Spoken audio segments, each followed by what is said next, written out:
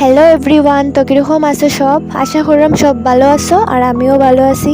তো আজকে অনেক দিন পরে অনেক দিন পরে আজকে শনি মন্দিরও আইছি।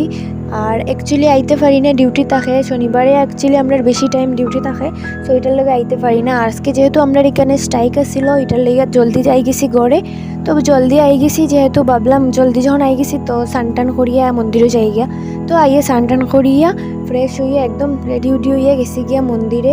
আর এখানে মন্দিরও আইয়া পূজা টুজা করে লইলাম, প্রদীপ জ্বালিয়ে দিলাইছি। আর আমি কিন্তু শনি ঠাকুরের ভক্ত, শনি ঠাকুর, শিব ঠাকুর আর মা কালী, এই তিনজন। হ্যাঁ, তো তোমরা কে কে শনি ঠাকুরের ভক্ত অবশ্যই কমেন্ট করিয়া হইও।